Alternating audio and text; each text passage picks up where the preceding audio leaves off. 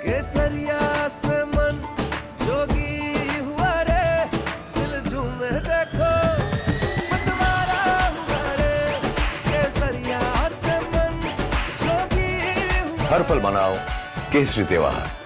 विमल, बोलो जुबान केसरी। भारत के पराक्रम की जहां तीनों सेनाओं की ड्रिल से पूरे पाकिस्तान में बेचैनी का आलम है।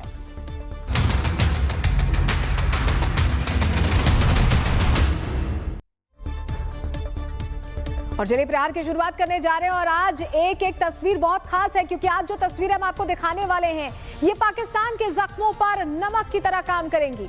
आज पाकिस्तान के लिए 12 दिन का डर वाला नोटिस लेकर आए हैं और ये नोटिस देखने के बाद रावलपिंडी में मुनीर के रोने की ब्रेकिंग न्यूज भी आ सकती है। और ऐसा हम नहीं, तस्वीरें कह रही हैं। ये तस्वीर आपको दिखाते हैं। सबसे पहले ऑपरेशन सिंदूर के समय भारत की वीर सेना ने इस तस्वीर को पोस्ट करते हुए चेतावनी दे दी थी कि हम आ रहे हैं, तुम जिस बिल में घुसे होगे सटीक निशाना लगाकर तुम्हारे कब्रिस्तानों में भीड़ बढ़ा देंगे। और ऐसा हुआ भी। पूरी दुनिया ने मसूद के रोने की आवाजें सुनी और आज एक बार फिर ये तस्वीर आपको दिखाना जरूरी है क्योंकि भारतीय सेना ने मुल्ला मुनीर की मौत के लिए भैरव काल का इंतजाम कर दिया है। But I'll strike you down when you betray our trust. So I'll find you. That's my job. That's my mission. That's my promise. I'll find you. I'll find you through the dust and the storm. I'll find you through these machines I'll carry.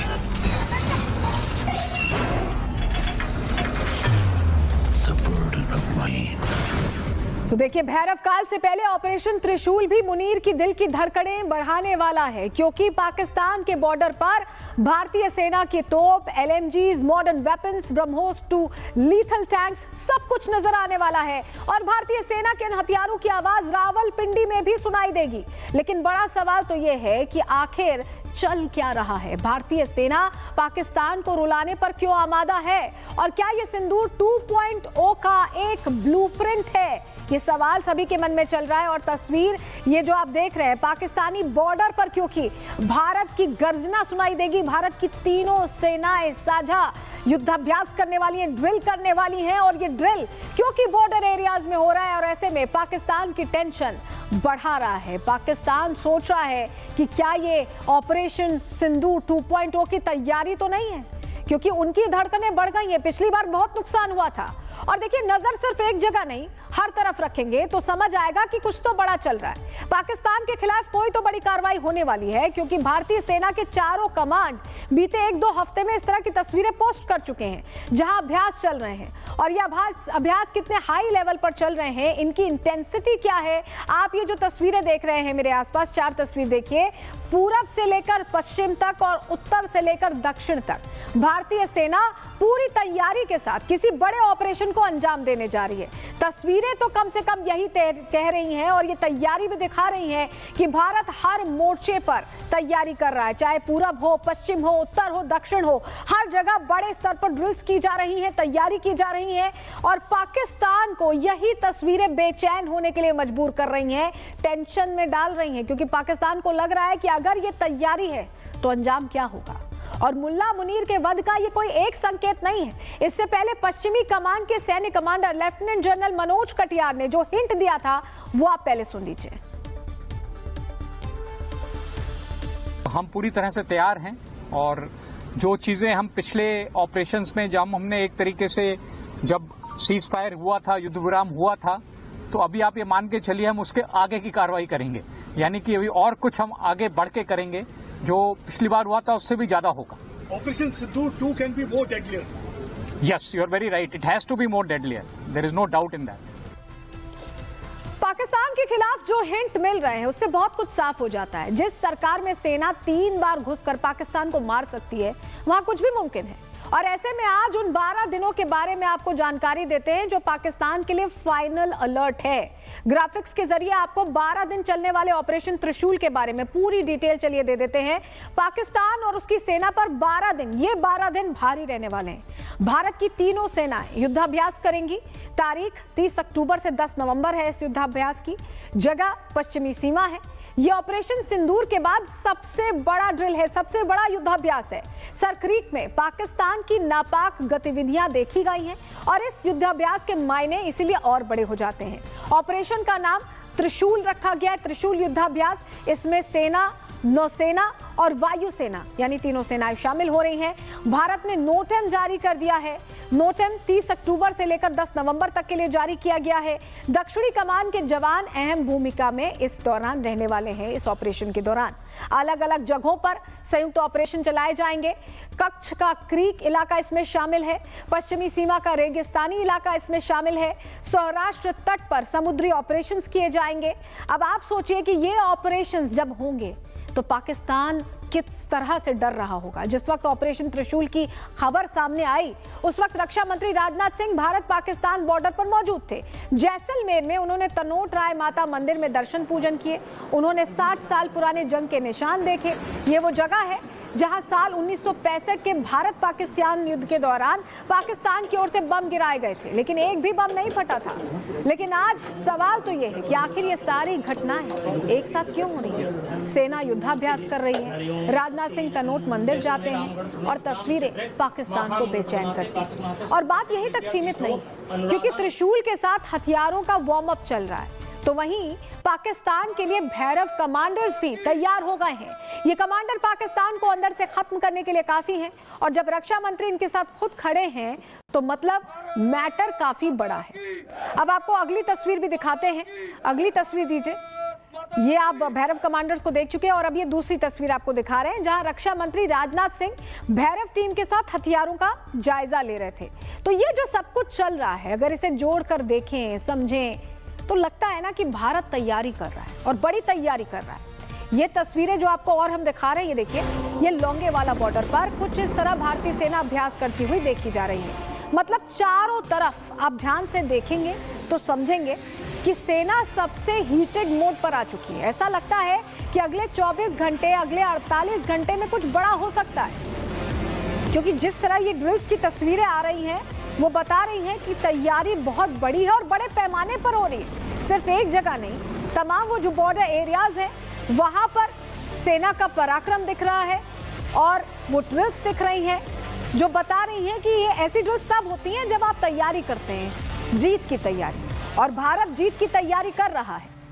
और देखिए, राजनाथ सिंह ने भी इशारों में यही कहा है कि अब पाकिस्तान की एक हरकत उसे सिर्फ लाहौर की गलियों तक बचा खुचा मुल्क बना सकती है। उनका ये बयान सुन लीजिए आप। ऑपरेशन सिंदूर के दौरान पाकिस्तान को ठीक ठाक डोज दे दिया गया है। अब कुछ भी हरकत करने से पहले वह 100 बार सोचेगा और अगर पाकिस्तान ने दोबारा कोई हरकत किया तो उसका परिणाम क्या होगा यह पाकिस्तान को भी अच्छी तरह से पता है, क्योंकि ऑपरेशन सिंदूर साथियों अभी खत्म नहीं हुआ है, उसे सिर्फ स्थगित किया गया है। देखिए, एक तरफ ऑपरेशन त्रिशूल से पाकिस्तानी सेना का चैप्टर क्लोज होगा तो वहीं इनके ट्रेंड आतंकियों के लिए भैरव तैयार हैं। दरअसल रक्षा मंत्री राजनाथ सिंह ने कल जैसलमेर में इनका भैरव बटालियन का रिव्यू लिया था और ये भैरव अब किस तरह मुल्ला मुनीर का काल बनने जा रहे हैं, चलिए ग्राफिक्स के जरिए इस पर थोड़ी डिटेल आपको दे देते हैं।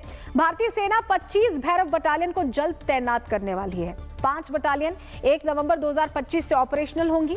ये यूनिट्स अलग अलग आर्म से सैनिकों को मिलाकर बनाई गई हैं और ये आर्मी के आधुनिक युद्ध के लिए ट्रांसफॉर्मेशन का हिस्सा हैं। भैरव कमांडो सरप्राइज अटैक और क्रॉस बॉर्डर स्ट्राइक में माहिर माने जाते हैं। 250 कमांडो प्रति बटालियन ड्रोन और हाईटेक हथियारों से लैस होंगे।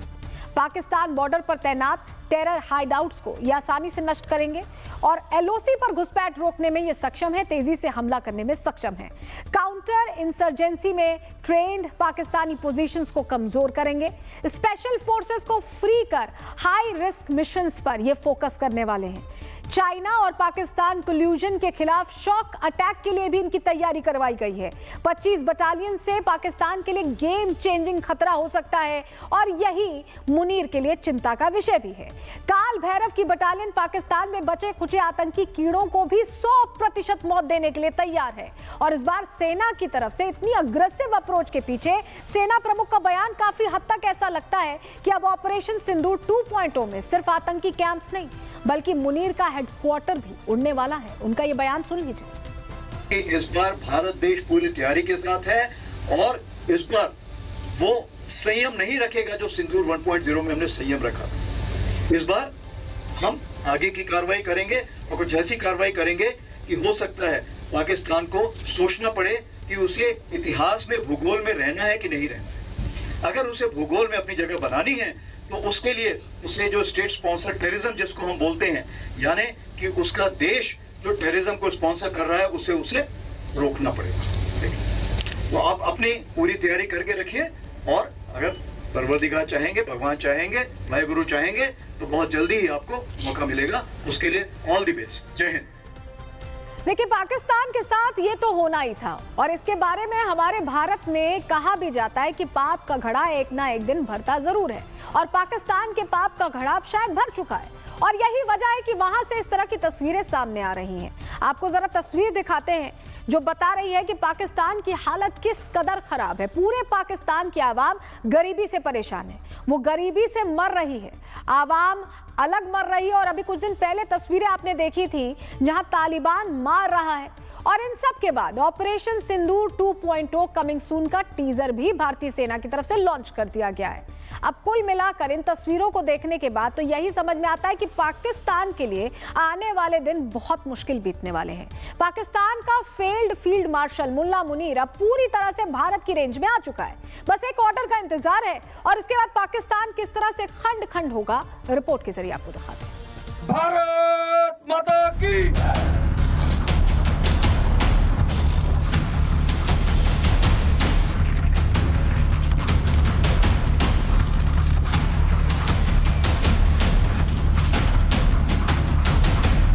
मुनीर वध के लिए त्रिशूल तैयार। मुनीर रेंज में है, बस ऑर्डर का वेट है। पाकिस्तान के अंदर बॉर्डर पर मक्खियां मारते मुल्ला मुनीर के जनरल अब एक टांग पर खड़े होने वाले हैं क्योंकि भारत से आई एक खबर ने मुनीर का बीपी लो कर दिया है तो वहीं शहबाज की खटिया खड़ी कर दी है। भारत ने एक ऐसा नोटिफिकेशन जारी किया है जो पाकिस्तान की रातों की नींद उड़ा देगा। ट्राई सर्विसेज एक्सरसाइज मतलब इंडियन आर्मी, नेवी और एयरफोर्स तीनों मिलकर पाकिस्तान की सरहद पर युद्धाभ्यास करने जा रहे हैं। गुजरात राजस्थान की सरहद पर सरक्रीक से लेकर जैसलमेर तक इसके लिए नोटम जारी हो चुका है। 10,000 फीट से 28,000 फीट तक का एयर स्पेस बंद कर दिया गया है। इस रास्ते से सिविल फ्लाइट्स नहीं गुजर पाएंगी, लेकिन ये कोई रूटीन ड्रिल नहीं है। इसका स्केल इतना बड़ा है और एरिया इतना संवेदनशील है कि पाकिस्तान के जनरल्स के पसीने छूट जाएंगे। पहाड़ी क्षेत्रों से लेकर रेगिस्तानी क्षेत्रों में आक्रामक युद्धाभ्यास होगा। इसमें intelligence surveillance, electronic warfare, cyber capabilities का प्रदर्शन किया जाएगा। और इन सब के बाद शायद एक बार फिर डरा हुआ शहबाज ये कहता हुआ सुनाई दे। पाकिस्तान को ये पैगाम दिया कि हम पाकिस्तान के अंदर जाकर हमला आवर हो सकते हैं। शहबाज का डर जायज है क्योंकbéकि भारत जिस जगह ये युद्धाभ्यास करने जा रहा है उसको लेकर लोग सवाल पूछ रहे हैं। क्या ये किसी बड़े धमाके का संकेत है? इस सवाल का जवाब जानने के लिए सबसे पहले ये मैप देखिए। सिंधु नदी के किनारे से अरब सागर तक पाकिस्तान के बॉर्डर पर भारत का वो बुल्स, गुजरात का रण ऑफ कच्छ, नारंगी रंग का वो विशाल एरिया जहां एयर ट्रैफिक रूट्स कट जाएंगे। कराची से जैसलमेर तक, जोधपुर, अहमदाबाद सब कवर होगा। इसमें भी ज्यादा महत्वपूर्ण ऊंचाई है। 10,000 फीट से 28,000 फीट तक पूरा एयर स्पेस खाली रहेगा।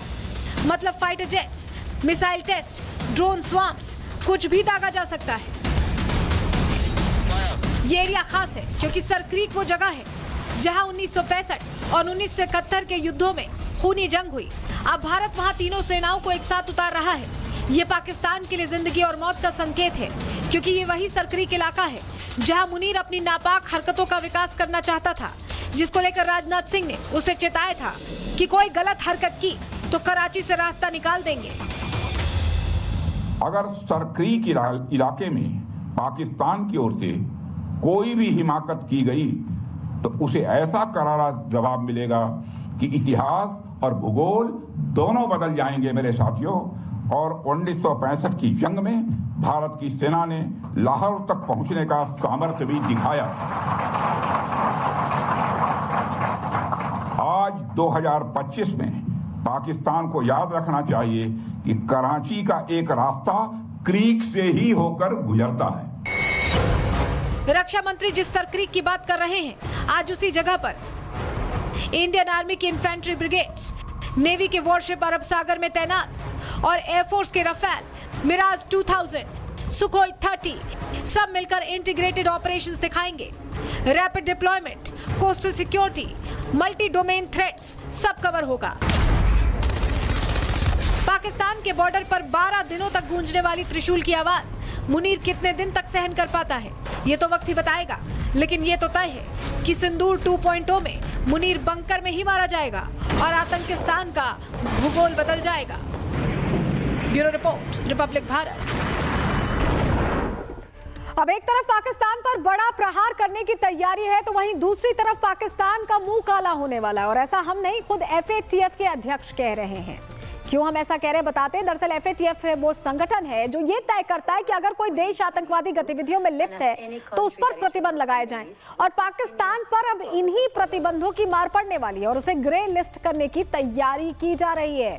FATF के अध्यक्ष एलिसा डी ने साफ कह दिया है कि अगर पाकिस्तान नहीं सुधरा तो बड़ी कार्रवाई के लिए तैयार रहे। उनका ये बयान सुन लीजिए आप। Grasp the entirety of your question. So on Pakistan, as you may recall, Pakistan was removed from our grey list in October of 2022.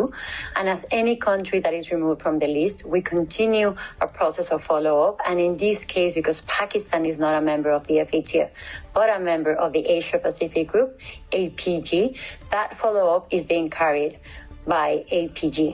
What I can tell you is that any country that is in the grey list, but that exits the grey list, is not bulletproof for actions of criminals, either money launderers or terrorists. So we do invite all jurisdictions, including those that have been delisted, to continue their good work to prevent and deter crimes. Now, as it relates to terrorist attacks in any place, in any jurisdiction, the FATF remains committed to continue strengthening our standards and their implementation through our assessments and our process to make sure we can benefit the people by having less terrorist financing. Pakistan पर आतंक को पालने पोसने के लिए कार्रवाई की बात कही जा रही है और ऐसा होता भी क्यों नहीं। पाकिस्तान कब तक बच सकता था? पाकिस्तान कब तक खुद की नापाक हरकतों को छिपा सकता था? कुछ तस्वीरें आपको दिखाते हैं। आप ये देखिए, जैश के ट्रेनिंग कैंप्स के लिए कैसे चंदा इकट्ठा किया जा रहा था। बाकायदा रसीद काटी जा रही थी। 21,000-2500 का चंदा, ये आप रसीदें जो देख रहे हैं इसमें रसीद काट काट कर पैसे लिए जा रहे थे और ये सारे पैसे आतंकी फंडिंग के लिए, आतंकी क्लास के लिए ले जा रहे थे।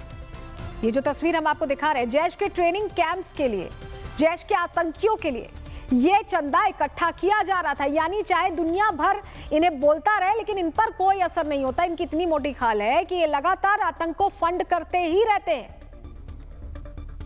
और उसी की ये कोशिश यहां पर दिखाई दी। अगली तस्वीर आपको दिखाते हैं। अगली तस्वीर आप ये देखिए पाकिस्तान आतंकी ठिकाने कैसे बना रहा है, क्योंकि ऑपरेशन सिंदूर के दौरान किस तरह की तबाही हुई थी पाकिस्तान में, यह हम सभी ने देखा। और भारतीय सेनाओं ने ऐसी दुर्गति इनकी की थी कि जहां जहां इनके आतंकी कैंप्स थे, जहां जहां इनके आतंकी ठिकाने थे, वहां पिन पॉइंट प्रिसीजन अटैक्स किए गए और उन्हें पूरी तरह से नेस्तनाबूद कर दिया गया। अब इनको चिंता हो रही है अपने उन आतंकी कैंप्स की, तो ये पैसे बना रहे हैं, आतंकियों के रिक्रूटमेंट कर रहे हैं, उन्हें फिर से खड़ा करने की कोशिश कर रहे हैं। ये वही तस्वीरें हम आपको दिखा रहे हैं। जहां तबाही हो चुकी है वो अब इसे बनाने की कोशिश कर रहे हैं। अपनी आवाम के लिए नहीं सोच रहे, इन आतंकी कैंप्स के लिए सोच रहे हैं। और पाकिस्तान की यही आदत रही है। आप सोचिए, इन्हें दुनिया भर से जब फंड मिलता है तो ये जारी कर देते हैं आतंकियों को। इनकी ये स्थिति है। अगली तस्वीर भी आपको दिखाते हैं। अब पुरुष आतंकी तो इनके काम नहीं आ रहे, ऐसे में लश्कर ने अब मुस्लिम महिला लीग बना ली है। महिलाओं को ये आतंकी बना रहे हैं और इसके लिए बकायदा मसूद की बहन ट्रेन कर रही है महिलाओं को। ये देखिए, आपको तस्वीर जो दिखा रहे हैं, ये महिलाओं को अब आतंकी बनाया जा रहा है, जिससे इन्हें ट्रेस ना किया जा सके, ये पकड़ में ना आए, इसकी पूरी कोशिश चल रही है। लेकिन अब जितने एडवांस ये होंगे उतना एडवांस भारत होता जा रहा है। भारत इन्हें भी ट्रेस कर लेगा। अगर ये सोच रहे हैं कि ये नॉन ट्रेसेबल हैं तो ये इनकी गलतफहमी है। लेकिन देखिए कैसे आतंकी क्लास चल रही है, जहां महिलाओं को, जो आतंकी हैं, अब उन्हें हटाकर महिला आतंकी ब्रिगेड खड़ी की जा रही है। आतंकी नींव भर रहा जैश फिर खड़ा होना चाहता है। एक और तस्वीर देखिए, जहां कंस्ट्रक्शन चल रहा है। ये वही साइट है जहां पर भारत की ब्रह्मोस ने ऐसा शोर मचाया, ऐसी तबाही मचाई कि जिसकी गूंज पूरे पाकिस्तान में सुनाई दी। और अब वहां पर फिर से आतंकी लग गए। अब कोई काम करने वाला नहीं तो खुद ही आतंकी फावड़ा लेकर शुरू हो गए हैं और जैश को खड़ा करने की ये कोशिश हो रही है। तो चाहे लश्कर हो, चाहे जैश हो, ये आतंकी संगठन जिस तरह से धराशायी हुए थे, नेस्तनाबूद हुए थे, ये अब अपनी नींव खड़ी करने की कोशिश कर रहे हैं। और पाकिस्तानी आवाम ये देखकर हैरान है कि हुक्मरान कैसे इनका समर्थन कर रहे हैं, इन पर पैसे खर्च कर रहे हैं। पाकिस्तान के इन कर्मों की सजा तो उसे मिलनी ही थी और उसके आतंकी चरित्र पर वो कितना गुमान करने लगा था। वहीं के रक्षा मंत्री ख्वाजा आसिफ की आतंकी एटीट्यूड को समझिए और सुनकर समझिए। Well, we have been doing this dirty work for United States for about 3 decades, and West, including Britain. No, that was a mistake, and we suffered for that. And that is why you are saying this to me. If we had not joined the war against Soviet Union and later on the war after 9/11, this Pakistan's track record, was not, unimpeachable track record. अब देखिए, एक तरफ पाकिस्तान दुनिया में आतंक फैला रहा है तो वहीं भारत दुनिया में मदद बांट रहा है। आपको गाजा की तस्वीरें दिखाते देखिए, जहां भारत ने राहत सामग्री भेजी है, मदद कर रहा है भारत, लेकिन गाजा के नाम पर खुद चंदा मांगने वाला पाकिस्तान आतंकियों का ही पेट पाल रहा है। ये भारत ने जो एड भेजी है गाजा में, ये तस्वीरें उन लोगों को भी देख लेनी चाहिए जो कहते हैं कि भारत गाजा के लिए कुछ बोलता नहीं, कुछ करता नहीं। हम बोलते नहीं है, करते हैं। बहुत सारे सियासतदान इस पर सवाल उठाते हैं, तो वो ये देख लें कि कैसे भारत मदद भेज रहा है। थैंक यू मुसलमान इंडी, जज़ाकुमुल्लाह कुल्ल खैर। चलो बढ़े चलो, मुल्क को मिल्लत पर फिदा उम्रे रवा करते चलो, मुल्क को मिल्लत पर फिदा उम्रे रवा करते चलो। थैंक यू इंडिया, विदा करते चलो। और यही वजह है कि अब FATF जैसी संस्था भी पाकिस्तान का मुंह काला करने के लिए तैयार हो चुकी है। ग्राफिक्स के जरिए पूरी डिटेल्स इस पर आपको दे देते हैं, जरा बताते हैं हुआ क्या है। FATF आतंकवाद फंडिंग और मनी लॉन्ड्रिंग रोकता है, इसका काम ही यही है। ग्रे लिस्ट में कमजोर देशों पर नजर रखी जाती है। पाकिस्तान 2018 से लेकर 2022 तक ग्रे लिस्ट में ही था, उसी में लिस्टेड था। FATF ने पाकिस्तान को सख्त चेतावनी दी, आतंकवाद ना रोका तो फिर से ग्रे लिस्ट में डाल दिया जाएगा।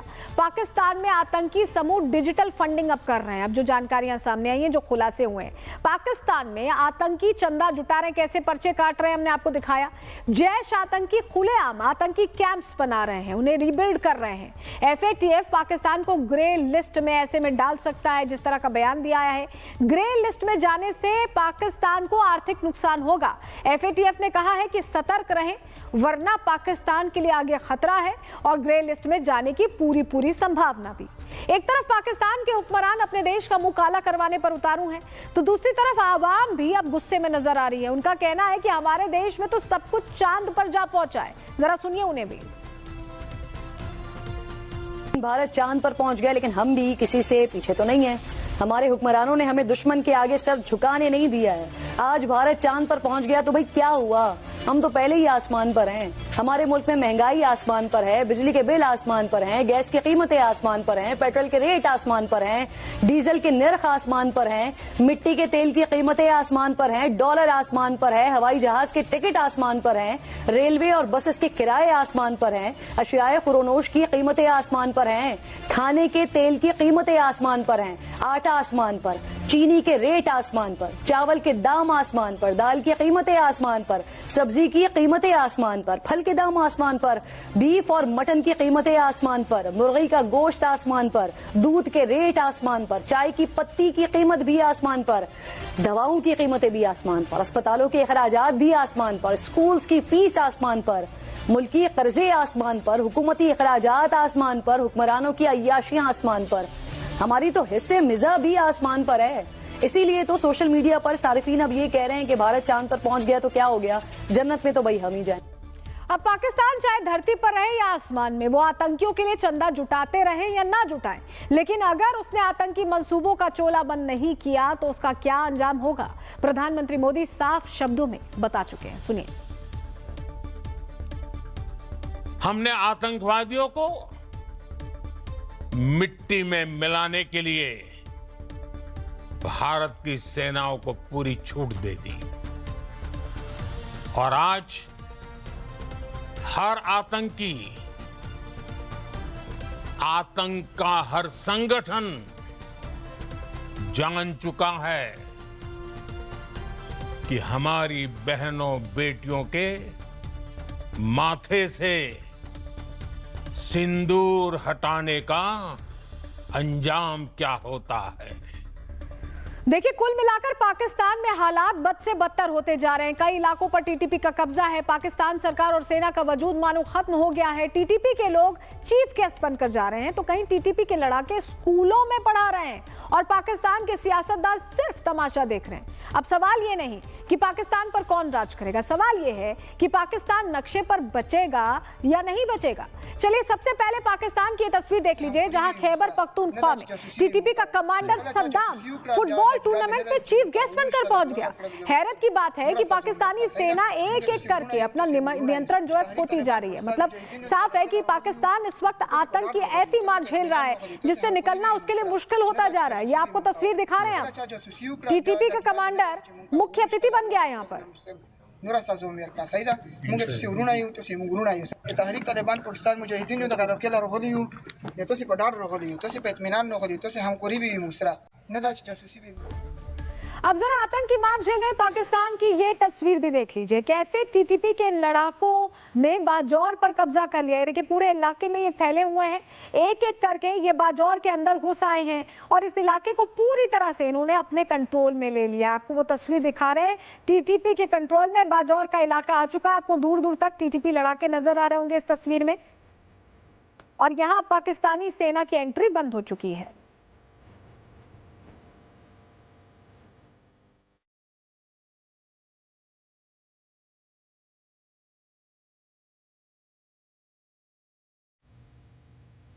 अब आपको ऐसी तस्वीर दिखाते हैं जिसे देखकर आप दंग रह जाएंगे। ये पाकिस्तान का कुर्रम इलाका है, ये जो आप तस्वीर देख रहे हैं यहाँ पर, ये कुर्रम इलाका है और यहाँ टीटीपी लड़ाके स्कूल पर कब्जा करके वहाँ क्लास लगा रहे हैं। अब सोचिए क्लास लग रही है। आप ये तस्वीर देखिए, यहाँ कॉपी किताबों से नहीं बंदूक रखकर आतंक का पाठ पढ़ाया जा रहा है। ये तस्वीर बता रही है कि टीटीपी के लड़ाके स्कूलों में मास्टर बनकर बैठ गए हैं और पाकिस्तानी सरकार, पाकिस्तानी फौज बस तमाशबीन है। जिस इलाके ने आतंक को पाला, अब वही आतंक उसकी नसों में जहर बनकर दौड़ रहा है। ये तस्वीर बता रही है कैसे, देखिए टीटीपी लड़ाके बैठे हुए, स्कूलों पर कब्जा हो गया है।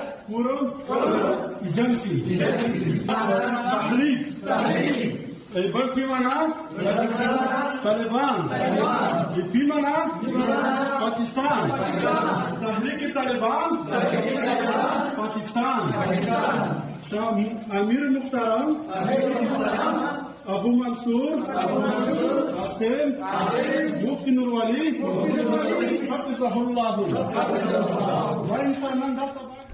तो एक तरफ पाकिस्तानी सेना खुद ही के घर में आतंक की मार खा रही है, लेकिन आतंकियों पर कार्रवाई करने के बजाय वो अपने ही लोगों पर डंडे बरसा रहे हैं।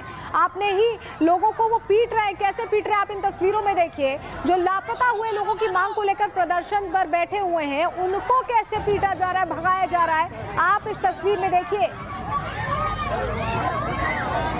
इनका दूसरों पर बस नहीं चलता, ये आम आवाम पर जुल्म ढाने की कोशिश करते हैं। ये लोग प्रदर्शन कर रहे थे क्योंकि इनके अपने नहीं मिल रहे हैं। इन पर कैसे डंडे बरसाए गए हैं, तस्वीर देखिए।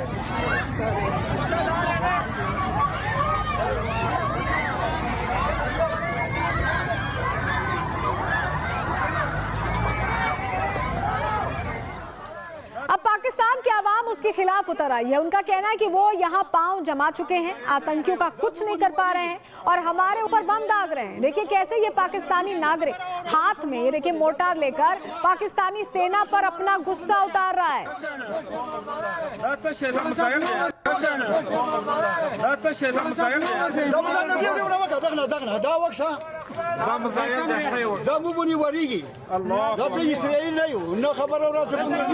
तो पाकिस्तानी फौज के खिलाफ ये आवाम उतर आई है, मोर्चार लिए ये शख्स सवाल पूछ रहा है कि पाकिस्तानी फौजी कर क्या रहे हैं। टीटीपी से मुकाबला तो कर नहीं पा रहे, भारत से मुकाबला उनके बस की बात नहीं हुई और अब आवाम पर अटैक कर रहे हैं। ये मोर्टार हाथ में लेकर ये शख्स यही पूछ रहा है।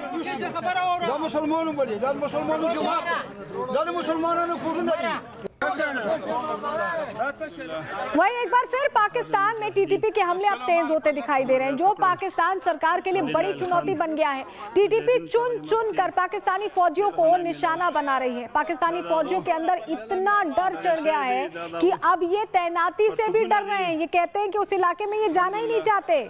इनको लगता है कि अगर चले गए तो इन पर कहीं अटैक ना हो जाए। जरा तस्वीर देखिए आप।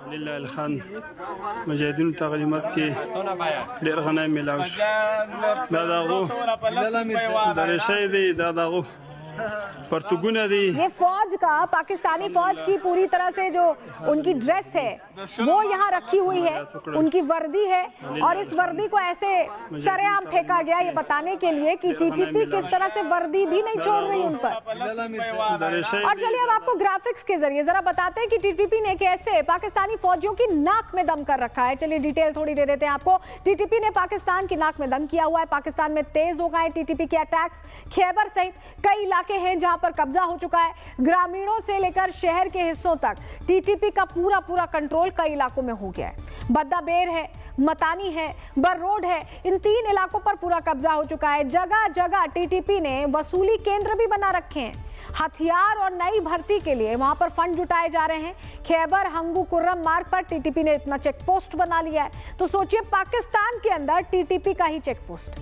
चलिए अब आपको दिखाते हैं कि पाकिस्तान ने जिन आतंकियों को पाला पोसा, उस आतंकियों ने कैसे इस मुल्क के फौजियों का क्या हाल किया है, कैसे कई इलाकों पर टीटीपी ने अपना कब्जा जमा लिया और पाकिस्तानी सेना के लिए नो गो जोन बना दिया है। आपको दिखा रहे हैं।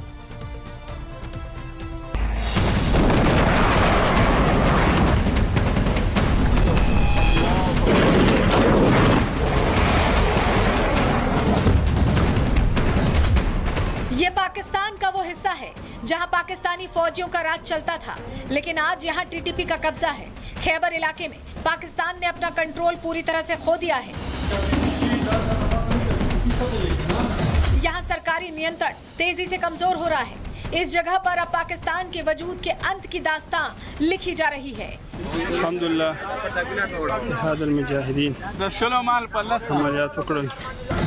टीटीपी ने डूरन लाइन के पास के खैबर, बन्नुडेरा, कुर्रम, उत्तरी वजीरिस्तान, दक्षिण वजीरिस्तान, बाजौर जैसे इन इलाकों में सेना के लिए नो गो जोन बना दिया है। मतलब यहाँ पाकिस्तानी फौजियों का आना बिल्कुल मना है। अगर वो यहाँ आएंगे तो जिंदा वापस नहीं जाएंगे। टीटीपी मुख्य सड़कों पर चेक पोस्ट लगा रही है। उग्रवादी वाहनों की चेकिंग की जा रही है। लोगों के पहचान पत्र देखे जा रहे हैं। जिहाद के नाम पर फंड इकट्ठा किया जा रहा है।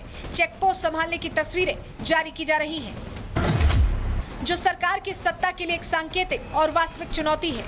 इतना ही नहीं, टीटीपी अब ग्रामीण इलाकों से शहर के बाहरी हिस्सों की ओर नियंत्रण बढ़ा रहा है। वो पेशावर के बदाबेर, मत्तानी और बर्रोड क्षेत्र में जड़ें जमा चुके हैं, जो पहले फ्रंटियर कॉर्प्स और पुलिस के अधीन थे।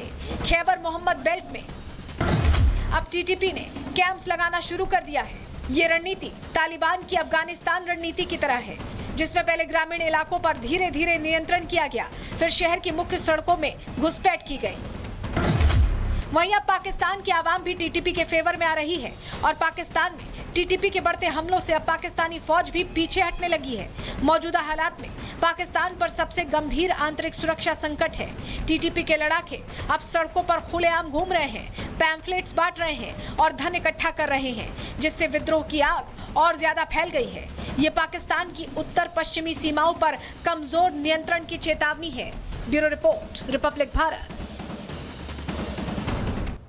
तो जो पाकिस्तान अंतर्राष्ट्रीय मंचों पर बड़ी बड़ी डींगे हाँकता था, वो असल में अमेरिका की गोद में पलने वाला ऐसा भिखमंगा मुल्क है जो अपने फायदे के लिए कुछ भी बेच सकता है। अब पाकिस्तान को लेकर बड़े बड़े खुलासे हो रहे हैं। वो राज जो अब तक पर्दे में थे, वो अब पूरी दुनिया के सामने आ चुके हैं। अमेरिका की खुफिया एजेंसी CIA के पूर्व अधिकारी जॉन किरियाकू ने पाकिस्तान के परमाणु हथियार को लेकर बड़े खुलासे कर दिए हैं और आतंकिस्तान की काली करतूतों का पर्दाफाश कर दिया है। उन्होंने बताया कि पाकिस्तान के पूर्व राष्ट्रपति परवेज मुशर्रफ ने अपने देश के परमाणु हथियार अमेरिका को सौंप दिए थे। जरा उन्हें सुनिए आप।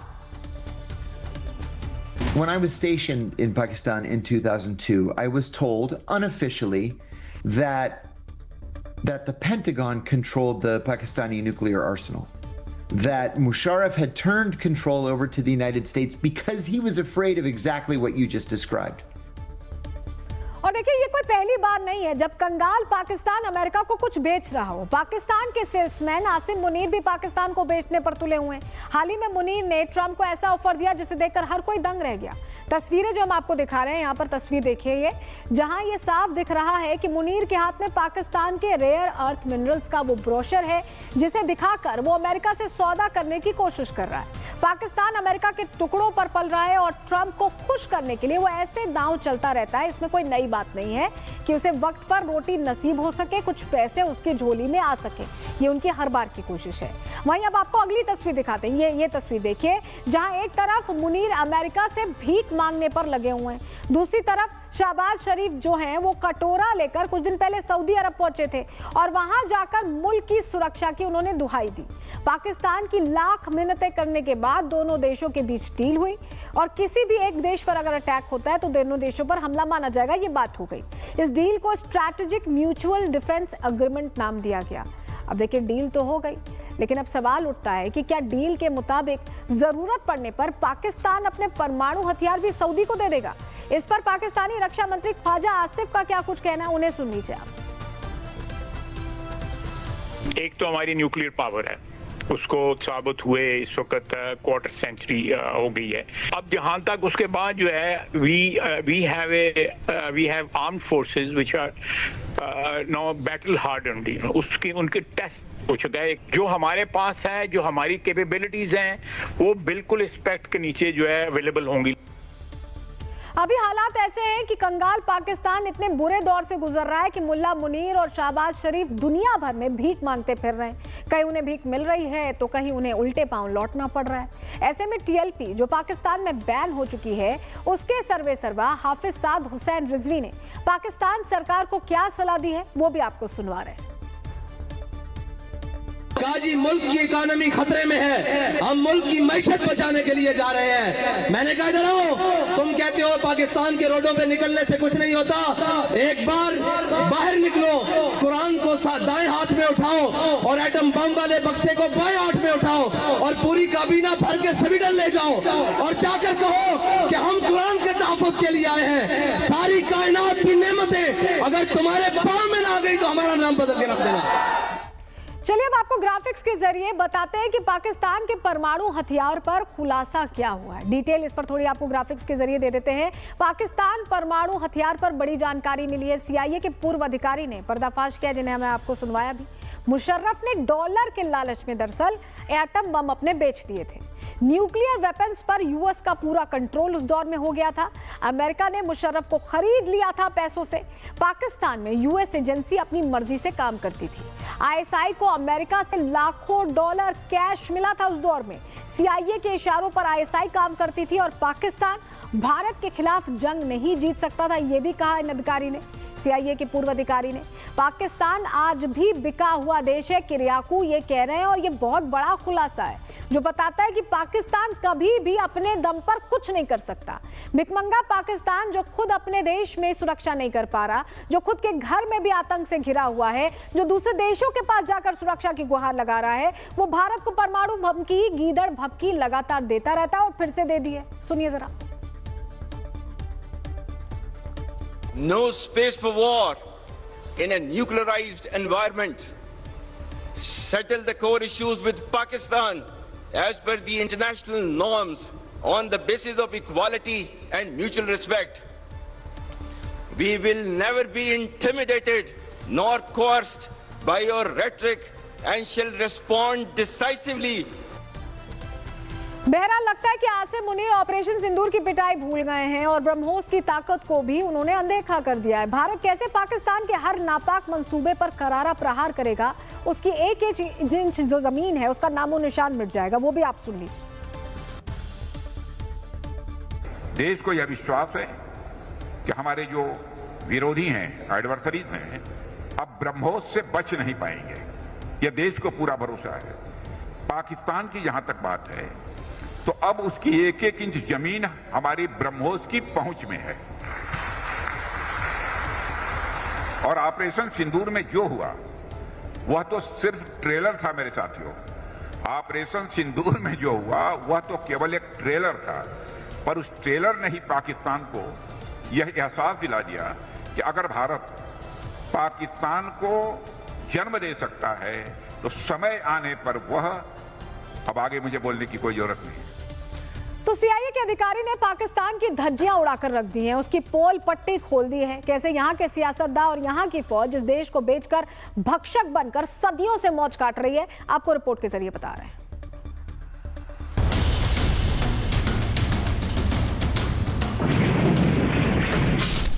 डॉलर की चमक ने पाकिस्तान की आंखें चौंधिया रखी हैं। पाकिस्तान कंगाल है, आवाम भूखों मर रही है और उसके हाथ में है भीख का कटोरा। और इसके बावजूद पाकिस्तान एटम बम की खोखली धमकी देता रहता है। लेकिन आज सीआईए के पूर्व अधिकारी ने ऐसा खुलासा किया है कि पाकिस्तान की सत्ता शर्म से लाल हो गई है, उसकी काली गंदी करतूतें दुनिया के सामने आ गई। पूर्व सीआईए अधिकारी जॉन किरियाकू ने खुलासा करते हुए बताया कि डॉलर के लालच में पाकिस्तान के पूर्व सैन्य तानाशाह परवेज मुशर्रफ ने परमाणु हथियारों का कंट्रोल अमेरिका को सौंप दिया है। When I was stationed in Pakistan in 2002, I was told unofficially that the Pentagon controlled the Pakistani nuclear arsenal. That Musharraf had turned control over to the United States because he was afraid of exactly what you just described. So I don't know, if that's true, then I would be very worried about who is in charge politically in Pakistan. Kiriakou के इस बयान ने पाकिस्तान की पोल खोल दी है। वो मुल्क जो हर बार एटमी डींगे हाँकता है, लोगों को उड़ाने की धमकी देता है, असल में अमेरिका का पिछलग्गू है, उसकी उंगली पर नाचने वाला गुलाम है। क्योंकि हकीकत यह है कि उसकी परमाणु हथियारों की असली चाबी उसके पास नहीं बल्कि अमेरिका के पास है। किरियाकू ने बताया कि यूएस ने पाकिस्तान को लाखों डॉलर की मदद दी, कभी आतंकवाद से लड़ने के नाम पर, कभी विकास के नाम पर। अमेरिका ने पाकिस्तान के तत्कालीन राष्ट्रपति जनरल परवेज मुशर्रफ के साथ इतना करीबी रिश्ता बनाया कि सचमुच उसे खरीद लिया गया। अमेरिका ने पाकिस्तान को लाखों डॉलर की मदद दी, चाहे वो सैन्य मदद हो या आर्थिक विकास के लिए। मुशर्रफ ने अमेरिका को पूरी आजादी दे दी कि वे अपने काम कर सकें। पाकिस्तान उस समय भ्रष्टाचार की चपेट में था। किरियाकू के इस बयान से साफ है कि आखिर क्यों ऑपरेशन सिंदूर के दौरान जब पाकिस्तान के एटमी ठिकाने निशाने पर आए तो ट्रंप घबरा गए, वॉशिंगटन में हलचल मच गई और पाकिस्तान से लेकर अमेरिका तक ने भारत के दम के आगे घुटने टेक दिए। पूर्व सीआईए अधिकारी के इन खुलासों ने पाकिस्तान की धज्जियां उड़ा दी हैं। उन्होंने ये माना कि 2001 में जब भारतीय संसद पर आतंकी हमला हुआ, 2008 में मुंबई टेरर अटैक हुआ, उसके बाद सभी को लगा था कि भारत जरूर पाकिस्तान पर हमला करेगा। हालांकि उस समय भारत ने रणनीतिक धैर्य का परिचय दिया जो बेहद अहम है। बहरहाल जो भी हो, आतंकिस्तान की करतूतें दुनिया के सामने हैं। चंद फेंके गए टुकड़ों के लिए पाकिस्तान किस हद तक जा सकता है, ये सब देख भी रहे हैं। एक तरफ हिंदुस्तान है जो हिंद कमान बचाने के लिए जान देने को हाजिर है, दूसरी तरफ भिखमंगा पाकिस्तान जिसे डॉलर के आगे कुछ नहीं दिखता।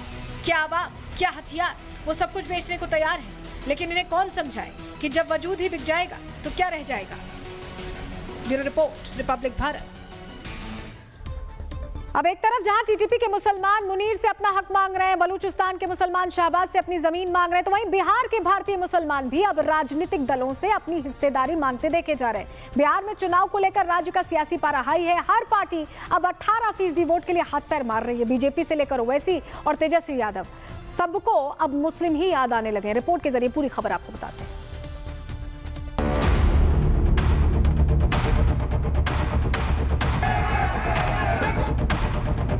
और भी समाज धन के लोगों को उप मुख्यमंत्री का हम लोग जो है दायित्व देने का काम करेंगे। बिहार में एक तरफ मुसलमान पूछ रहे हैं कि हम क्या सिर्फ दरी बिछाने के लिए हैं, तो दूसरी तरफ महागठबंधन की तरफ से चुप्पी बरकरार है, बस कहने के लिए टरकाया जा रहा है। और भी समाज धन के लोगों को उप मुख्यमंत्री का हम लोग जो है दायित्व देने का काम करेंगे।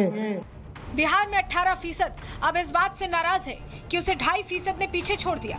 बिहार में महागठबंधन जो इस बात से आश्वस्त था कि भाईजान उसका साथ नहीं छोड़ेंगे, लेकिन चुनावों से ऐन वक्त पहले भाईजान नाराज है। भाईजान थका हुआ महसूस कर रहे हैं। भाईजान अब सवाल पूछ रहे हैं। आने वाले समय में और भी समाज धन के लोगों को उप मुख्यमंत्री का हम लोग जो है दायित्व देने का काम करेंगे, वो भी आप लोगों को कुछ दिनों के अंदर बता दिया जाएगा। सोशल मीडिया इस तरह के सवालों से पटा पड़ा है। मुसलमान सवाल उठा रहे हैं कि हमारी वफादारी का इनाम क्या सिर्फ दरी है? क्या मुसलमान सिर्फ बैनर पोस्टर चिपकाने भर के लिए हैं और 2.5% वाले डिप्टी सीएम की पोस्ट के हकदार हैं? महागठबंधन ने तेजस्वी यादव को सीएम कैंडिडेट और मुकेश सहनी को डिप्टी सीएम का चेहरा बनाया है, और यही बात अब मुसलमानों के जख्मों पर नमक की तरह लग रही है। असदुद्दीन ओवैसी की AIMIM ने महागठबंधन पर करारा हमला बोला और कहा कि 18% वाले मुसलमान आपके लिए लाठी खाएंगे, आपके लिए जेल जाएंगे, आपके लिए चुनाव में पोस्टर चिपकाएंगे और डिप्टी सीएम बनेंगे सहनी। जिस मुकेश सहनी को आपने शामिल किया, उप मुख्यमंत्री बनाने का वादा किया, यही कल बेवफा हो जाएगी। मुसलमान तो वफादार है, मुसलमान आपके साथ जुड़ा रहा। 18% वोट तो खिसकने नहीं देता है।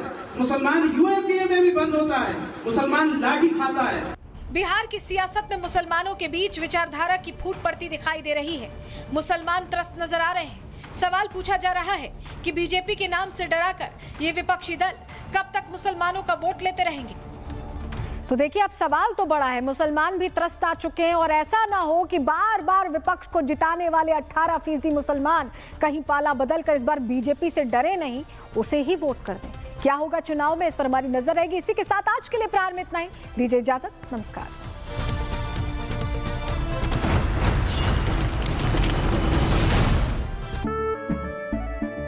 केसरिया से मन जोगी